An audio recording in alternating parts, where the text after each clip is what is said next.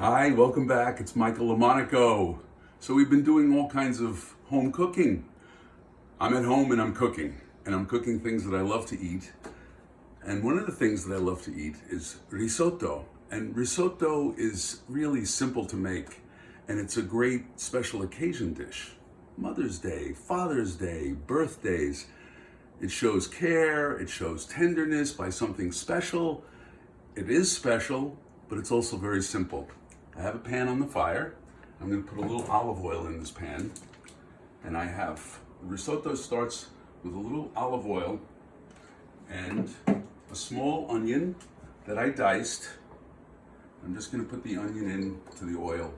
Now I'm sauteing this onion, but we don't want any color on it. We don't want it to caramelize. We just want it to get nice and translucent. So as the onion cooks and it turns translucent, let's just take a look. I'm using arborio rice, which is rice from Italy. It's a beautiful rice. When it cooks, it has a really creaminess to it that really adds to the dish. You can use carnaroli rice from Italy, but if you don't have either of those, I don't care if you use a rice from Carolina. That's fine. It's the cooking process that makes risotto so special. And the cooking process is the slow addition of the broth, and I'm using chicken broth. And if you don't have chicken broth and you only want to use water. That's fine, no problem. So now my onion is really coming to a nice stage. There's olive oil in there, and now the rice goes in. And I said this is arborio rice. Now what it does is now we toast the rice in the oil. This toasting is not for color, but really it cooks the exterior and kind of seals the exterior of the grain of rice. So then as the broth or water is added, you really get a cooked rice that has a nice creamy interior. And this adds a little bit of the crunch to a risotto, a little bit of that al dente quality. So let's let that cook. I love risotto. Risotto is so simple, and it can go with any kind of a meal. So let's let this toast for a second, and we'll come right back to it. We're listening, because you could actually hear that the rice is getting the proper kind of a crunch on the outside, and that's what I want. So this is ready for the first addition of liquid, which in this case, the first addition of liquid is white wine. Now you could make a red wine risotto using red wine, which I love, but we're gonna go with the traditional white wine. Any white wine you have, and I bet you have some white wine around. A Chardonnay, a Sauvignon Blanc, Italian wine, Mount Etna Bianco, whatever you have. So now my wine will go in.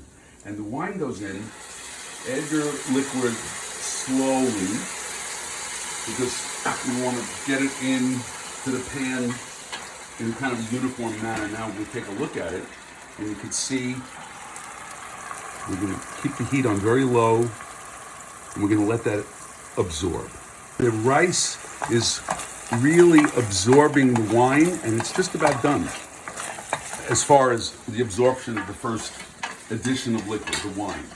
So you can see when waves form, that's when your rice is, these waves, that's what you want to see in the pan. Now we're going to go with some chicken broth. So let's put one ladle at a time, and let's let the rice absorb the chicken broth. And I want to remind you, this is on very low heat.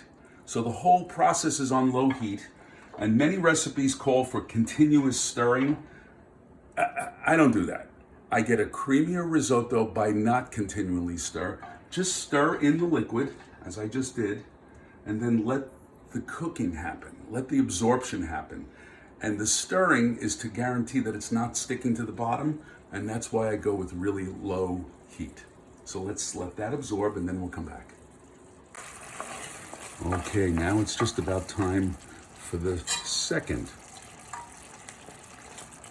Okay, let's just stir that in.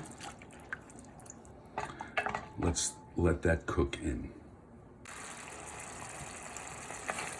So it's ready for its final ladle of chicken broth. Now I used 1 cup of arborio rice, give or take a little bit more, and about 2.5 cups of broth, which I'm just going to put a little bit less than that, so that's good.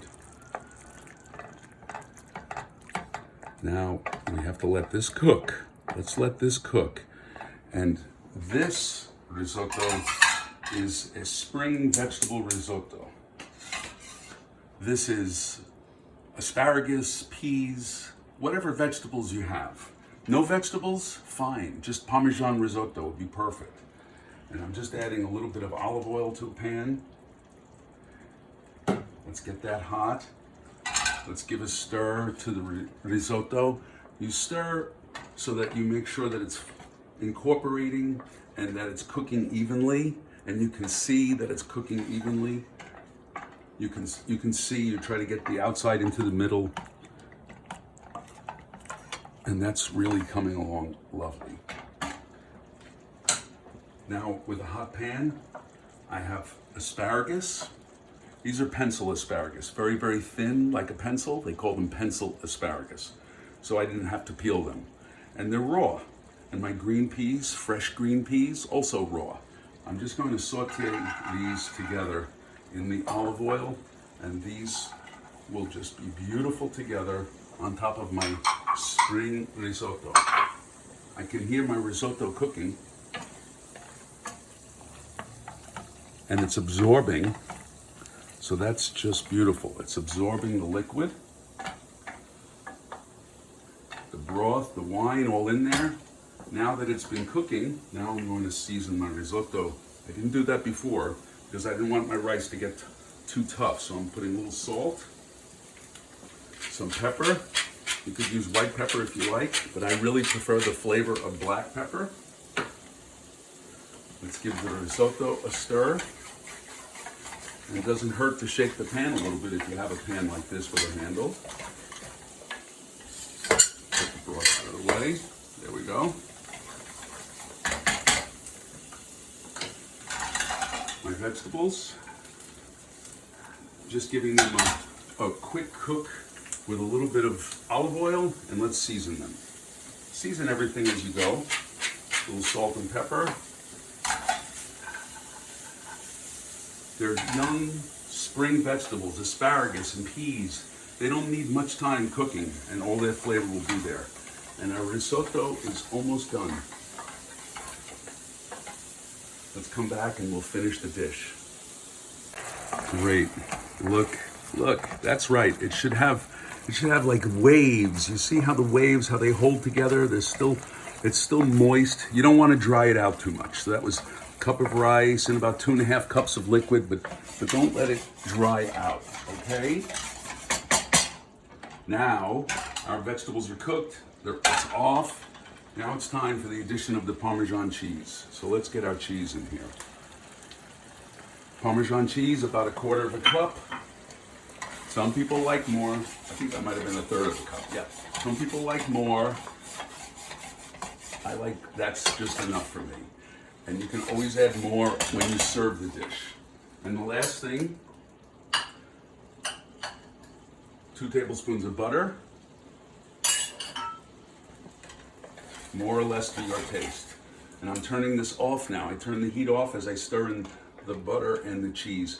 The cheese will get stringy if you keep the heat too high. The heat was on low, but I turned the heat off so that the cheese doesn't get stringy. Look at that. Risotto. If you'd like to put herbs in here, you can. Risotto. Nice. Really lovely. Cream. Very creamy. Let's get some into a dish. Beautiful. Perfect. How about some vegetables?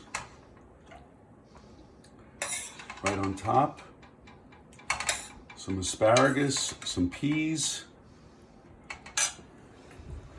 Risotto. Primavera. Springtime. One of my favorites. Enjoy.